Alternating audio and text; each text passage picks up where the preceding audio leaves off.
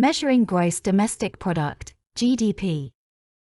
This lesson covers the meaning of GDP, methods of measuring GDP, GDP per head, nominal GDP versus real GDP, and the problems encountered in measuring the GDP. What is Gross Domestic Product, GDP? GDP is the measure of the total value of goods and services produced in an economy in a particular period. It may be measured yearly or quarterly. GDP is the most common measure of national income. The GDP is useful in determining the performance of the whole economy or sectors of the economy. For example, a rising GDP means the whole economy is growing, while a falling GDP is an indication of a recession. Government can design measures to bail out ailing sector of the economy as revealed by the GDP. It is also useful in making comparison with previous years. Measurement of GDP. The three methods of measuring GDP are output method, income method, and expenditure method. The output method of measuring GDP. This involves summing up the output produced by all the industries or sectors in an economy. The sectors in an economy are the primary sector, the secondary sector, and the tertiary sector. However, care must be taken to avoid counting some items more than once. This is known as double counting. This is done by only including the value added to inputs by each industry. Value added is sales value minus the cost of inputs. One firm's output is another firm's input. For example, the value of cocoa, the input bought by a beverage maker from the cocoa farmer, must be removed from the output of the beverage maker. The cocoa's value has already been included in the cocoa farmer's output. Including it in the output of the beverage maker will overstate the GDP value. This approach is known as value-added approach. We will consider an example of value-added approach. Remember that value added helps to prevent double counting when using the output method to measure GDP. This involves calculating the value added at each production stage. Value added is sales value minus cost of raw materials or inputs. In the table, value added is calculated for each sector. For primary sector, value added is $200 million minus $0. That is $200 million. For the secondary sector, it is $300 million minus $200 million. The answer is $100 million. The value added for the tertiary sector is $80 million. That is $380 million minus $300 million.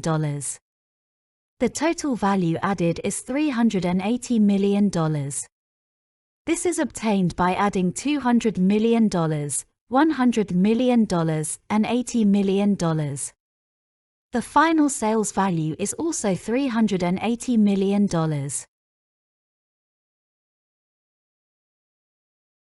The income method. GDP is obtained by adding all incomes earned for producing all the economy's goods and services in a given period. The incomes are rents, wages and salaries, interests and profits. Money that is not received from productive activity is excluded.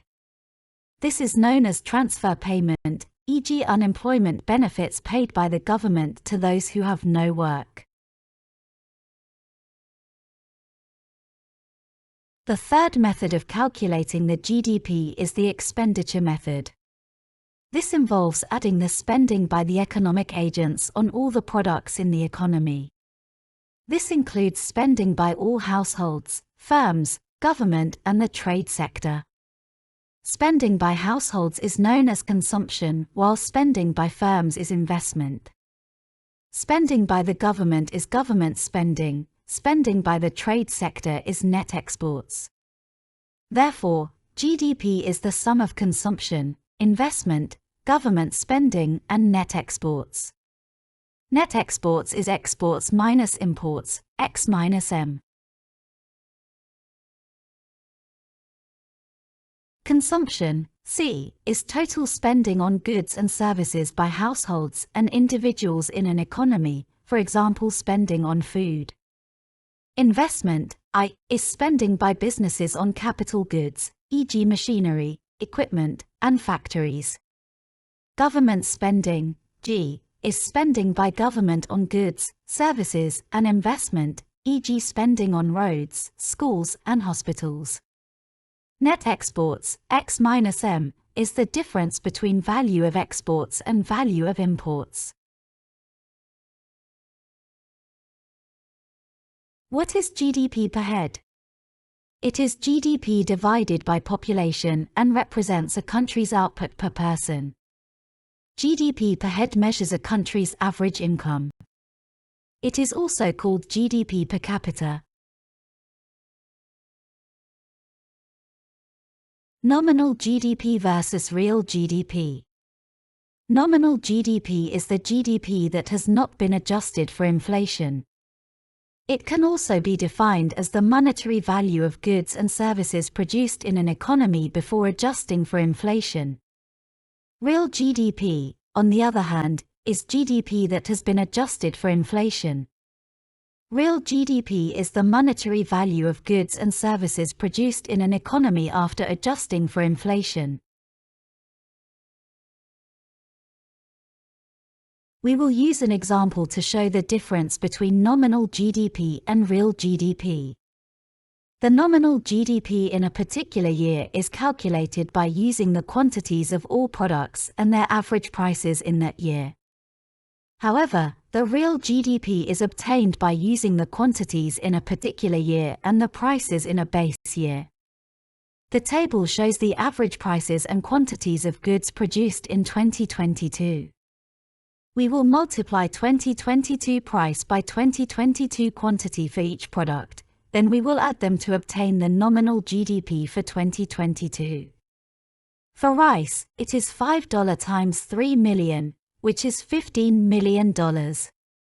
Beans is $7 times 3 million, while yams is $2 times 2 million. The total is $40 million. The nominal GDP for 2022 is, therefore, $40 million.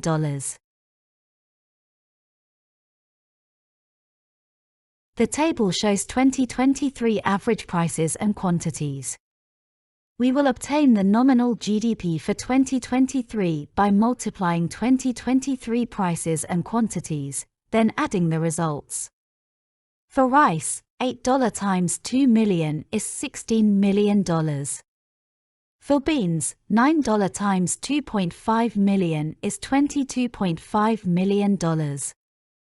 For yams, $5 times 1 million is $5 million. The total is $43.5 million. 2023's nominal GDP is, therefore, $43.5 million. Next, we will calculate the real GDP for 2023. To do this, we will use prices in the base year, in this case 2022, to multiply the quantities in the current year, 2023. Then we will add. 2023 real GDP is calculated in the last column. For rice, $5 times 2 million. Remember, $5 is the price in 2022, the base or reference year, not the one for 2023, the current year. For beans, $7 times 2.5 million. For yams, it is $2 times 1 million. The total is $10 million plus $17.5 million plus $2 million. It is $29.5 million. Therefore, the real GDP in 2023 is $29.5 million.